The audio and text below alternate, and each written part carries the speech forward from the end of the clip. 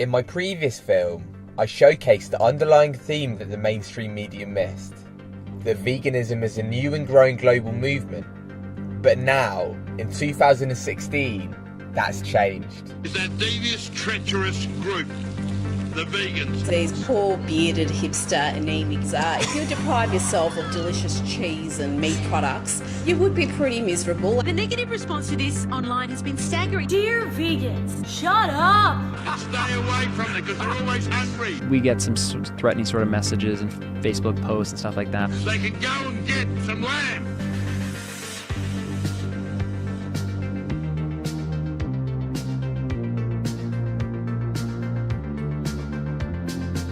The movement and the message is happening, but in the other direction I've seen a tremendous amount of hurdles and difficulties. It's also vegan. Following 2015, it was clear that veganism could no longer be ignored. Even the meat industry reacted. There's a lot of resistance when you talk about veganism.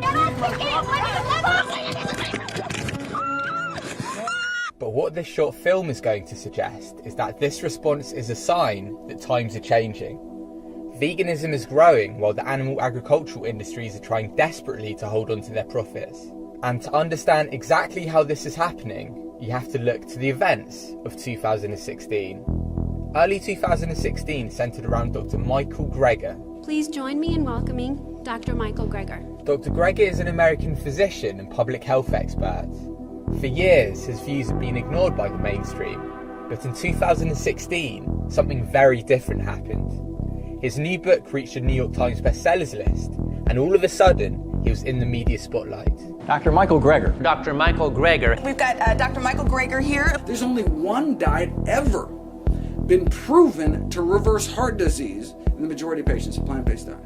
If that's the only thing a plant-based diet can do, reverse a number one killer, a number two killer here in the UK, shouldn't that be the default diet until proven otherwise? And the fact that it can also prevent, arrest, or reverse other leading killers, type 2 diabetes, hypertension, would seem to make the case simply overwhelming. And Greger's assertion that this information is being distorted by institutions appeared to hold true in 2016, when the US dietary guidelines came out. The government is out with new guidelines. The new guidelines from the USDA and Department of Health and Human Services are supposed to tell you what to eat, but critics say they're muddled and confusing, and not by accident. Critics say the guidelines don't go far enough. There's new controversy over the American diet. The government is dropping its recommendation to limit egg consumption on foods high in cholesterol. Instead of saying eat less meat, they say less than 10% of your diet should come from saturated fat. People don't know what a saturated fat is. Instead of eat less meat, eggs, dairy, junk, what do they say? Eat less saturated and trans fatty acids, things like that. Biochemical components, right? Because they don't want to mention foods because that's too politically unpalatable. The meat industry does not want the American government saying eat less meat. We are being manipulated by an industry that thinks that we are cash cows. These are multi-billion-dollar industries that put a huge amount of effort, not just into advertising their products, but into changing federal policy. Dr. Neil Barnard is president of the nonprofit Physicians Committee for Responsible Medicine, which is suing the government, claiming the egg industry used its influence to try to weaken warnings about cholesterol. The egg industry is paying universities, where these people are then put on the committee to decide whether eggs are safe or not. That's a conflict of interest. The public is being lied to, right? There are big money commercial interests that are trying to twist the truth. It's like the tobacco industry. It's like today's tobacco industry. You are not going to get this information from the powers that be because those institutions are controlled. The media is controlled by the meat and dairy industry. There's a story in the paper today, the headline, "Fashionable veganism is harming health." You can't get all the nutrients you need. I worry that this is going to cause less informed people to bring up kids that are not well-balanced nutritionally. Protein, iron deficiencies are the common ones if you're not eating the right foods. When you look at the plant sources like broccoli, etc., you need to literally consume 20 cups of broccoli to get anywhere near the amount of calcium in a cup of milk. Long-term vegetarian diet changes human DNA, raising risk of cancer and heart disease. It's well known that people that eat vegetarian diets culturally are shriveled, are weak, are stupid, are infertile. And the Animal Enterprise Terrorism Act is still being used in 2016, which represents one of many underhanded ways our institutions operate. So there was a law created called the Animal Enterprise Terrorism Act, and it was focused on just animal rights activists and environmental rights activists. And the law says anyone who disrupts the business of an animal enterprise is committing an act of terrorism.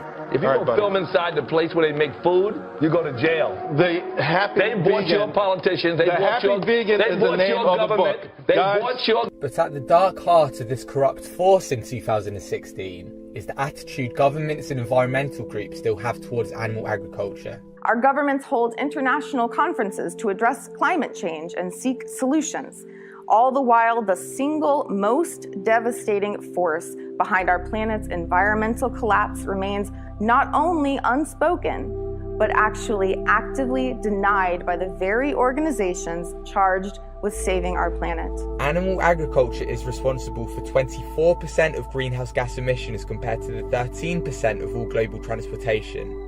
This was according to a 2016 report funded by the United Nations Environment Programme and backs up previous reports by the FAO and World Watch.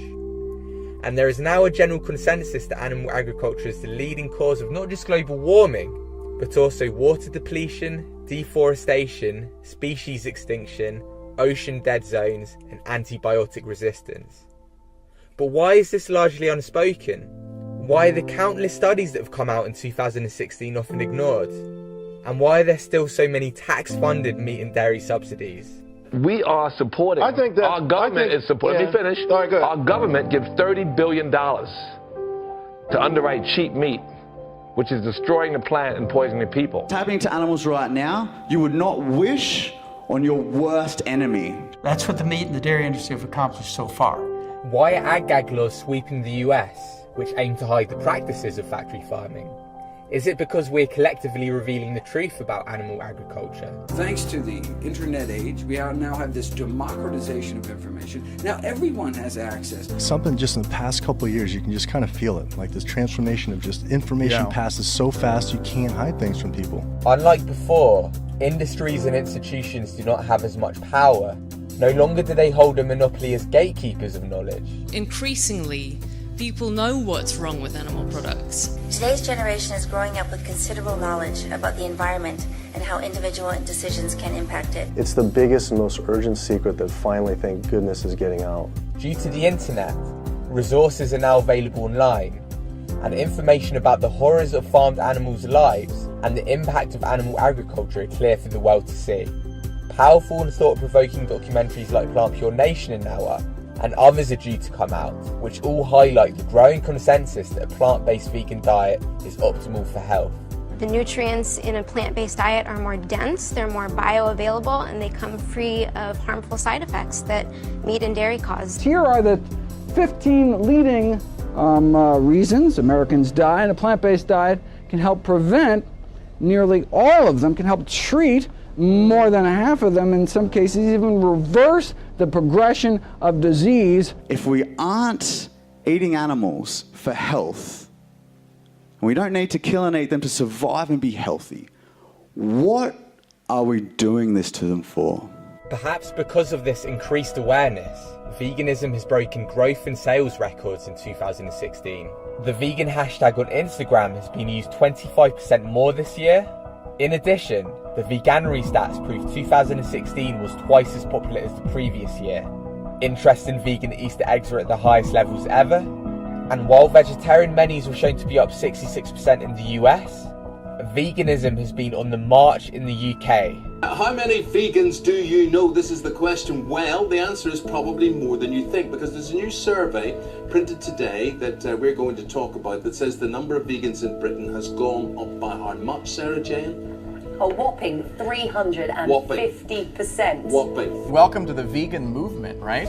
That's right. There is a movement happening. Similarly to last year, many huge YouTube channels have started to promote veganism in 2016, including Ricky Dillon, Alexandra's Girly Talk, Andre Rosset, Natalie Tran, The Chick Natural, Mo Murderess, My Life Is Ever, Tana Mojo, and Carly Bible.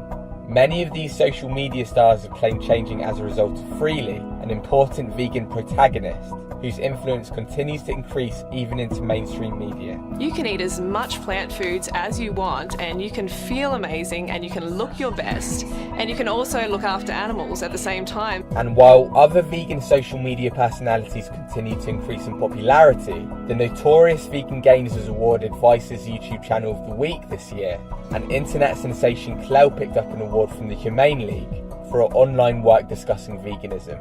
I 100% believe that I will see a vegan earth before I die. As all of these influential social media profiles have promoted the lifestyle, consumer preferences have changed.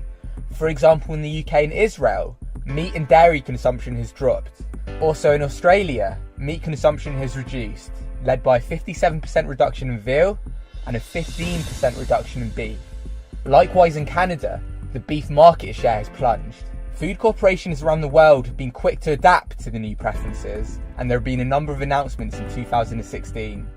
Hellmann's, who recently dropped their lawsuit against Hampton Creek's vegan mayonnaise, have now decided to make vegan mayonnaise themselves, while Hampton Creek announced that they're to introduce 43 new vegan products to Walmart and Target. New vegan milks have also come out, as well as alcohol. Ben & Jerry's have released 4 dairy-free ice creams, vegan Twix bars are now available, Daiya have introduced new vegan salad dressings, and in Switzerland, Veggie bars and vegan ice cream have made it into the biggest shop chains. In the UK, Flora have released their first vegan product.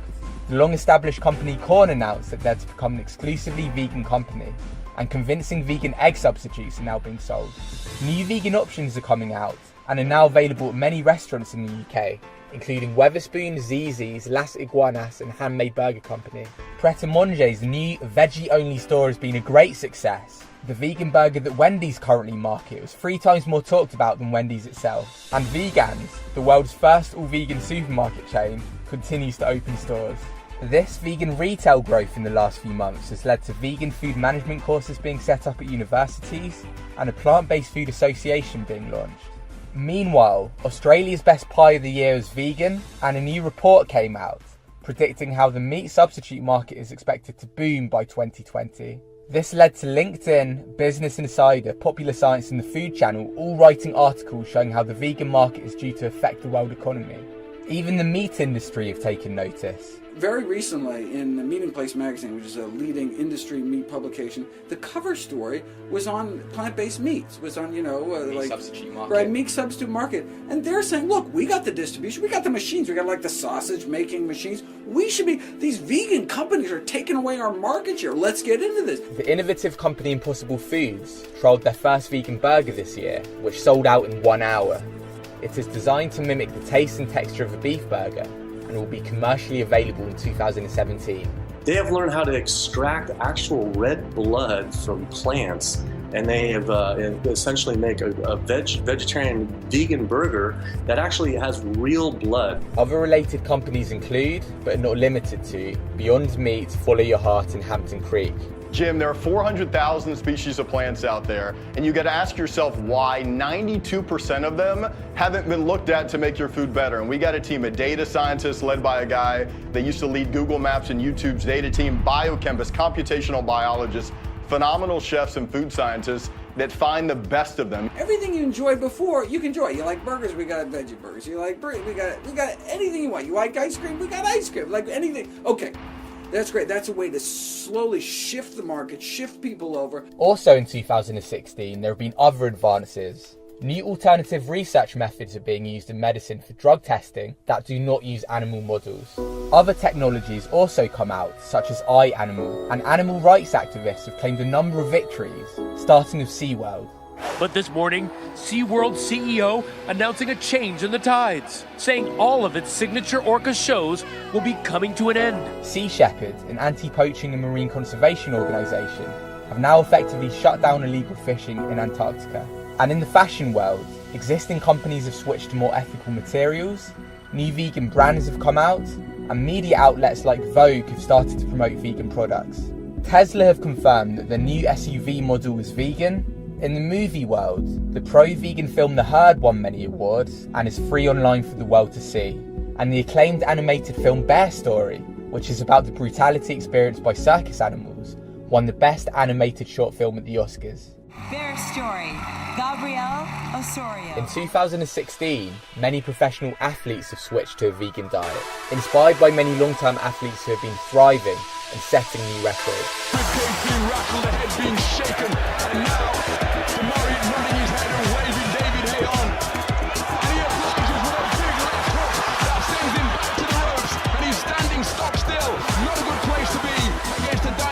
Such as David Hay. You may as well sign up to face a firing squad at dawn. There's a massive right hand. The man's in real trouble. He's down on the canvas. He's with swing now. Get your foot on it to the beat. There we go. He's a vegan coming. Is that like Mr. Spot? That's Bolton. Coming Bolton. I give up. He's known as a live wire, and it's another electrifying performance. Here we go.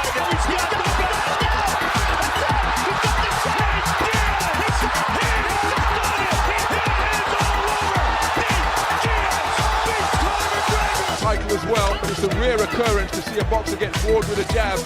And Arnold Jajai just appears to be looking for a place to fall. Every time he's hit here, isn't he? He appears to be looking to a place to fall here every time he's hit with a shot. David Hay, well, I'm sure has received more opposition during sparring than he's receiving here. Arnold Jajai being completely overwhelmed. Wow, that's huge. Oh, man. That's huge. And that ties his best ever. Yeah.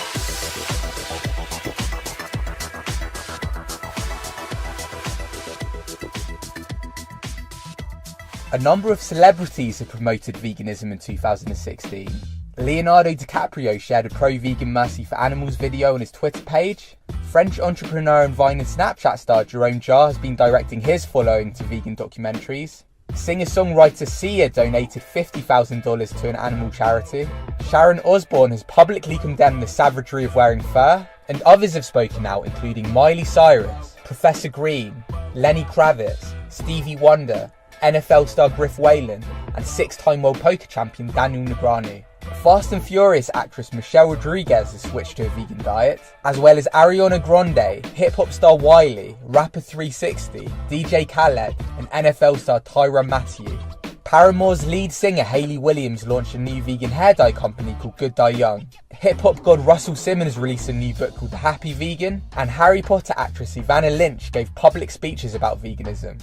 Tennis giant Novak Djokovic and Moby have both opened vegan restaurants, and Pamela Anderson has released a new vegan fashion line. Compassion is in fashion, it's sexy, and I think we have to do something to save the world. But there were some odd events in 2016. SeaWorld employed a number of staff, but it was revealed that many worked to spy on vegans.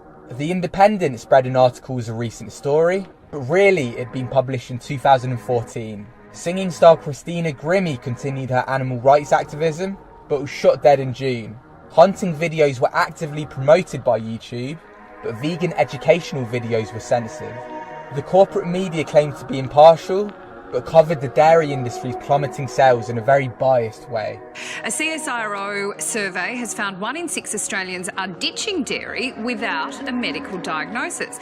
It's leading to dangerous levels of serious health risks arising from a lack of calcium. It sums up the strange mood of our time, where even though openness to the vegan lifestyle has never before been better received, the media continue to provide a vaudeville of anti-vegan content. It creates doubt in people's minds, making them unsure about the lifestyle and defiant to the movement. Listen, I don't know what it means. I just know that I'm supposed to hate it. Why are you supposed to hate it? The internet tells me to hate it. Vegan is basically no animal products, period. Okay, I do hate it. We're running up against some really, we're walking into some tall grass. There are a number of political, economic, and certainly cultural hurdles that we need to continue to work on. However, bedrock assumptions about the need for animal agriculture are being questioned, and it is clear that a prevailing message is emerging. As with other social justice movements, veganism's boom in popularity can largely be attributed to increased grassroots participation. Just take International Earthlings Experience Day, where activists took to the streets to protest across 37 cities around the world. They had a simple message, one that promoted health sustainability, transparency and equality for all. And veganism's values are also morphing into and influencing businesses, political policy and medical practice. I'm a street fighter.